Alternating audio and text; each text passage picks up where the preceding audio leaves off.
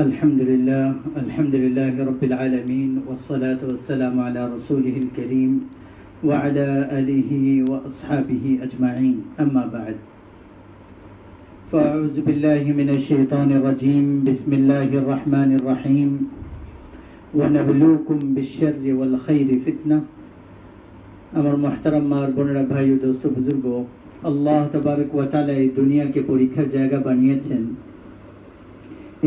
এই আয়াতের মধ্যে আল্লাহ তাআলা বলেছেন আমাদেরকে যে আমি তোমাদেরকে দুই রকম অবস্থা দিয়ে তোমাদের কাছ থেকে পরীক্ষা নেব, ভালো অবস্থা এবং খারাপ অবস্থা। আর এর সাথে আরেকটা আয়াত যদি আনি ওয়ালানাবলুওয়ান্নাকুম বিশাইইম মিনাল খাউফি ওয়াল জুউ ওয়া নাকসিম মিনাল আমওয়াল ওয়াল আনফুস ওয়াত তামারাত,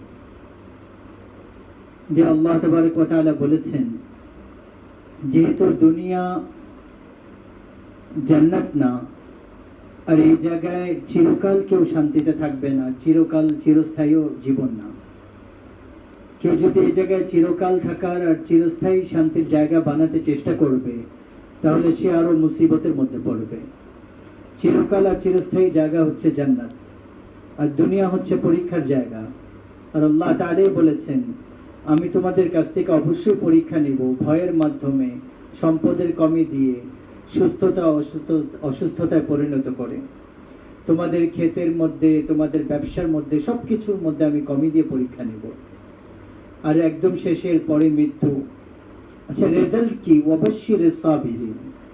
এই সমস্ত অবস্থায় যারা ধৈর্য ধারণ করবে, সবর করবে, তো আল্লাহ তাআলা বলেছেন আমার নবী এদেরকে বারবার সুসংবাদ শোনান, একবার না বারবার।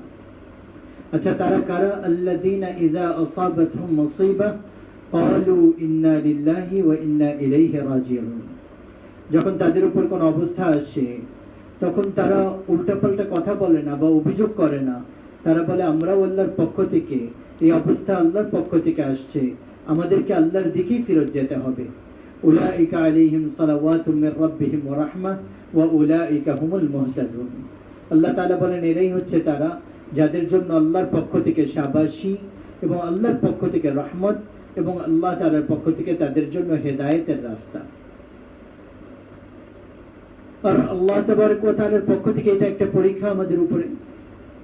আল্লাহ তাবারক ওয়া তাআলা নিজেই বলেছেন এই পুরো অবস্থার বর্ণনা তিন ভাবে বর্ণনা করেছেন। ওয়ানাবলুকুম বিশ-শাররি ওয়াল খাইরি ফিতনা সুম্মা ইলাইনা তুরজাউন। আল্লাহ বলেছেন আমি তোমাদেরকে ভালো এবং খারাপ অবস্থা দিয়ে পরীক্ষা নিব, আর তারপরে তোমরা আমার দিকেই ফেরত আসতে হবে, পরীক্ষায় উত্তীর্ণ হয়ে বা ফেল হয়ে। তো এই দিক দিয়ে এটা প্রথম না, এরকম মুসিবত এর আগে ইতিহাস দেখলে পাওয়া যায়, অনেকবার আসছে। কিন্তু যেহেতু আগে এত বেশি সম্পর্ক দেশ বিদেশের সাথে ছিল না, তো যে দেশে হতো ওই দেশেই হতো। দ্বিতীয় আল্লাহ তাবারক ওয়া তাআলা এটা বলতেছেন ওয়ালানুযিকান্নাহুম মিনাল আযাবিল আদনা দুনা আযাবিল আকবার লাআল্লাহুম ইয়ারজিউন। যে আমি, আল্লাহ বলতেছেন আমি তাদেরকে ছোট ছোট আযাব দেব, বড় না। দুনিয়াতে বড় আযাব কোনটা?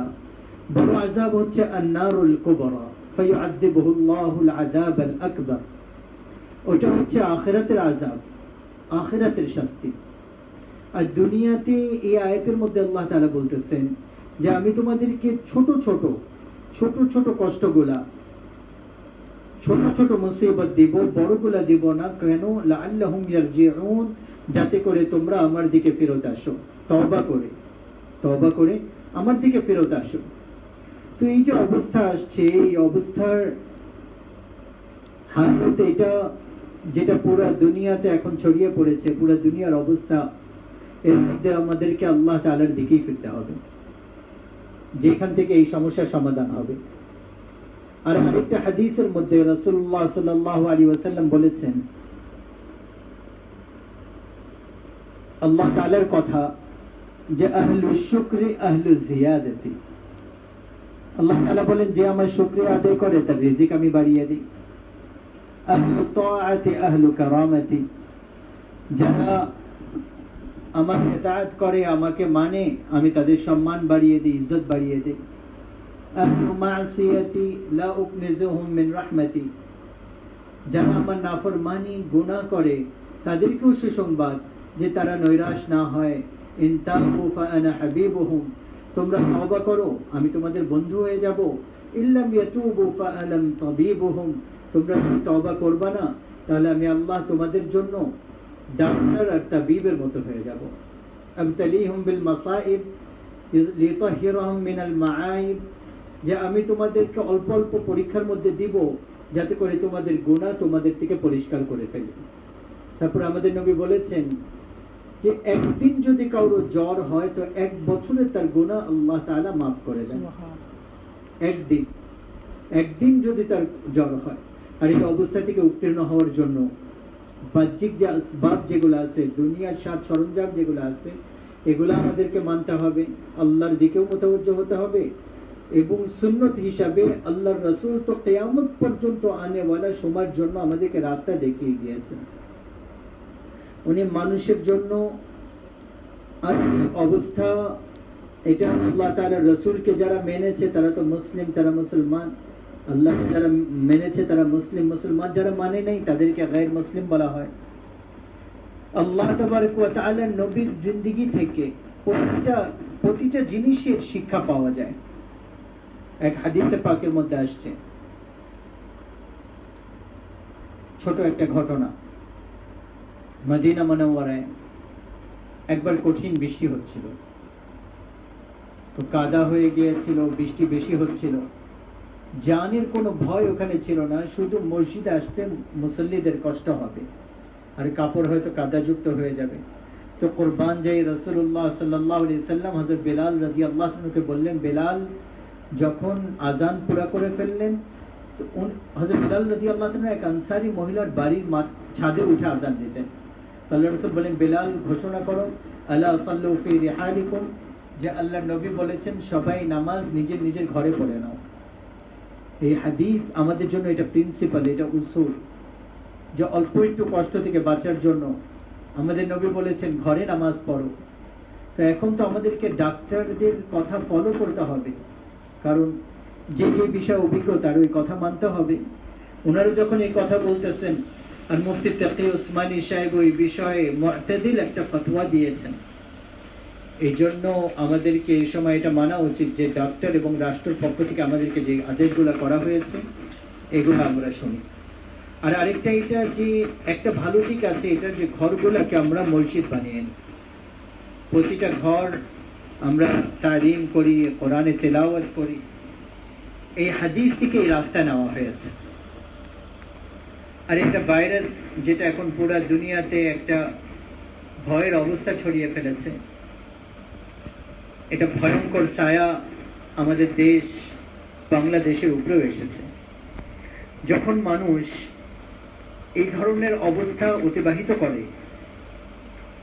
তখন আমাদের ইসলাম তাকে ইহতিয়াতি তাদাবির মানে নিজেদেরকে হেফাজতের সমস্ত রাস্তা অবলম্বন করতে বলে।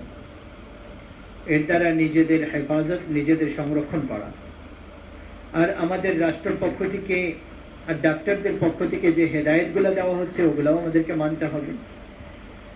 ওই অনুযায়ী আমরা আমাদের জীবনের পদ্ধতিকে এখন চালাতে হবে। তার মধ্যে বিশেষভাবে ওনারা আমাদেরকে বারবার বলতেছেন যে সাবান দিয়ে বারবার হাত ধুতে হবে, কুলি করতে হবে, নাকে পানি দিতে হবে, চেহারা ধুতে হবে, হাত পাও ধুতে হবে। এই ভাইরাস থেকে আমাদের বাঁচার এটা অনেক বড় একটা মাধ্যম হবে।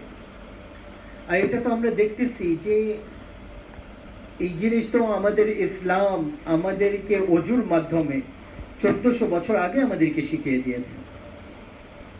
অজুর উপরে অজু করা আমাদের দিন আমাদেরকে বারবার বলে। নামাজের জন্য অজু শর্ত। আর এক অজু যদি দিয়ে আমি 5 ওয়াক্ত বা আপনি 5 ওয়াক্ত নামাজ পড়তে পারেন, অজু যদি না ভাঙে তাহলে পড়তে পারবো, অসুবিধা নেই। কিন্তু অজুর উপর যদি অজু করব তাহলে এটার উপরেও সওয়াব আছে। আর এটা ভাইরাস থেকে হেফাজতের অনেক বড় একটা রাস্তা, যেটা আল্লাহ রাসূল আমাদেরকে 1400 বছর আগে আমাদের দিন আমাদের ইসলাম আমাদেরকে শিখিয়েছেন। সায়েন্স তো এখনো রাসূলুল্লাহ সাল্লাল্লাহু আলাইহি ওয়াসাল্লামের সুন্নতের উপর পরিপূর্ণ জ্ঞান অর্জন করতে পারেন। আর দ্বিতীয় কথা, যখন এরকম মহামারী ছড়িয়ে পড়ে, তো এই বিশ্বাসের উপর কখনো দুর্বলতা না আসে যে কুল্লু মিন ইনদিল্লাহ, যা কিছু হচ্ছে আল্লাহ তাআলার পক্ষ থেকে হচ্ছে। আল্লাহ তাআলার আদেশ ছাড়া একটা পাতাও পড়তে পারে না বা একটা পাতাও নড়তে পারে না। যদি আমাদের কোনো অসুস্থতা আমাদেরকে ধরেও ফেলে, আল্লাহ না করেন, আল্লাহ হেফাজত করেন, তাহলে এটা আল্লাহর আদেশ ছাড়া সম্ভব না।